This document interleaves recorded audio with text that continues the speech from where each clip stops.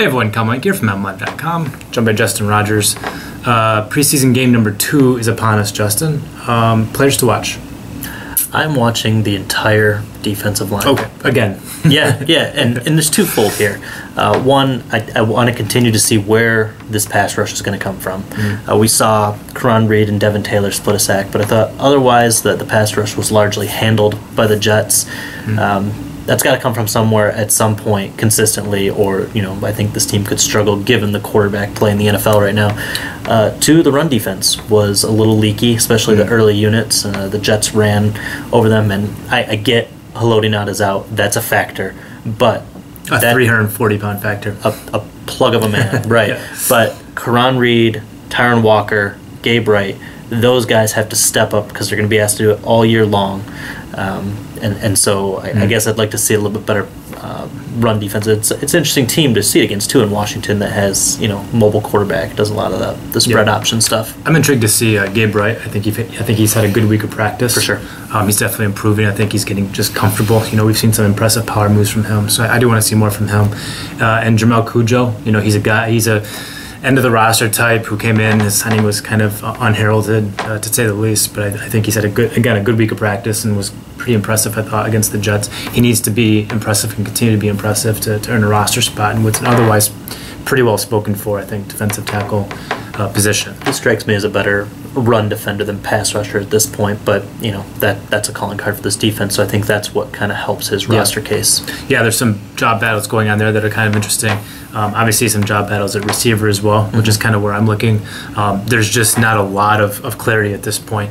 Who's got the starting job? Who's got the 2 reserve jobs? I asked Jim Caldwell about it this week, and he listed, I think, every guy who plays receiver for the Detroit Lions, including Kelvin Johnson.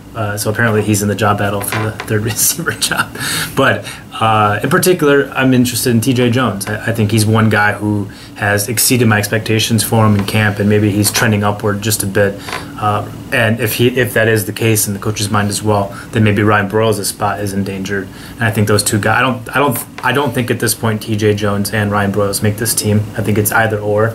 And so I'm curious to see if TJ Jones can continue to build on some of the nice things he's done over the past couple of weeks, both in terms of the receiving game as well as special teams. Yeah, I want to see him return more kicks. Yeah. We saw 3 in the preseason opener. They were late in the game. A lot of grocery baggers out there blocking for him, as they like to say. So I want to see him. I prefer insurance salesmen, but either way, one of the two. Those guys, a lot of them aren't going to be playing football in a month. So I want to see second team action. I doubt they're going to give him a first team rep. I think Ross is going to continue to see those. One other thing I want to see is I just want to see a little bit more of the first team offense. It was such a fast 5-play drive. Matthew Stafford, Golden Tate, they made it look so easy. I don't know if they're going to play a whole lot more, but I just want to see if they can continue on. Hasn't been as sharp of a week of practice for those guys, what we saw maybe early in camp, so I want to see if they're going to continue their momentum from week 1 of the preseason. We've seen, maybe it's just me, but I think we've seen a lot less of Eric Ebron in this week of practice as well. Yeah. I don't know, it's kind of strange. He's kind of disappeared just a little bit, at least in terms of his activity, because he was very active, I thought, in the first week of camp. It's always possible, too, that it could be hinging on what they're working on, what they're installing. Right. I don't want to read too much into which guy they're targeting. But yeah, I'm with you. I want to see more of the first team offense. I think we'll see maybe 2, maybe 3 series from Stafford. Again, I just don't think there's too much to gain from having him out there longer than that. You need him to be healthy. Game 3 will be the dress rehearsal. Get him out there for a half or so. But I don't think we'll see too much from Stafford, but more than we did in Game 1. And we've seen. I've been asked a lot how real is what we saw from that one series with the Lions in Game 1. How real is that? And I just don't think we can read too much into one series. But it is, I thought, another notch in their belt because they've had a pretty good offseason. And I don't see that one series as being necessarily an anomaly of what we've seen from the first team offense. I see it as further affirmation of what we've seen over the past few weeks of the offense getting better and being more efficient and reducing mistakes. We have seen a few penalties, which is something to work on, I think. But good. I think a good camp from them, and seeing some more of them would be beneficial. It's indicative of what we've seen from Stafford with better accuracy, more confidence in the offense.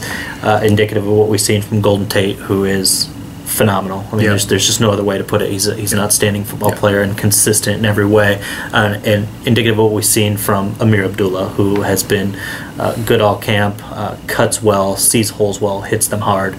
I'm wondering how much he's going to play. He kind of had a light practice this week, or today, which is Tuesday. Yeah. So just.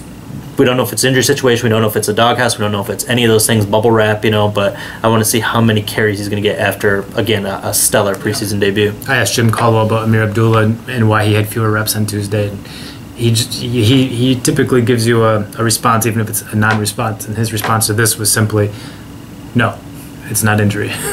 One word. And he was followed up with, asked, "Well, what is going on?" And he said, "Nothing," basically. And so I don't know. Could be a doghouse thing. I don't know. It doesn't seem to be an injury, which is I think the best case scenario for why he wouldn't be repping. But he certainly is the talk of the town. I think at this point I've done however many radio interviews and stuff. I know you've done the same. Just talking to Amir Abdullah. He's the hot name right now, and I know there's gonna be a lot of interest to see if he can match what he did last week. The thing I really like the most about Abdullah is the fact that it's early, we've only seen so much, but he seems to have really answered the question mark about his ball security. I've not seen him fumble in this camp. I've not seen him drop a pass in this camp. Pass protection might be still a weakness. I guess he's stronger than I thought in that department, but he is still a smaller guy that's going to get beat. And I've seen him in what I feel like maybe he's missed an assignment or two. Maybe that's what happened today. I don't know. All I know he wasn't out there as much as we're used to seeing him. Yeah, if you watch at the end of that 45-yard run against the Jets were trying to strip the ball from him. Revis. And if you look at the clip, if you look at the highlight from the game broadcast, when Abdullah goes to the sideline, Joik Bell puts his arm around him and starts yelling at something in his ear. And I asked Joik what he was telling Abdullah, the young guy, and he said, "I was just telling him the best part of that run was what happened at the end, which was he protected the football." And we know Joik's had his own issues with ball security. But just driving home that point with Abdullah that you can look great, but you need to hang out of the football, and that is something we've seen Abdullah do. And this, to me, just you have to give some credit to Martin Mayhew, because when Abdullah was drafted, he was saying, he's had some fumble issues early in his career, but just 2 as a senior. These are things from when he was a freshman and a sophomore, and he was playing a lot of special teams. And we think this is something we can correct. And they haven't played a game yet, so we'll see what happens when it's live, but so far so good. I did cringe when Revis swung at that ball, because Abdullah, when he does get in the open field, he does tend to swing his arms a little outward. It is an open target and could be an issue, but held on in that play, and hopefully he'll keep that going forward. All eyes will be on Amir Abdullah and defensive line. I'm curious with receivers as well. A lot to watch. Game is 7:30 tonight against Washington. For Justin Rogers, I'm Kyle Meinke. We are MLive. Keep it right here.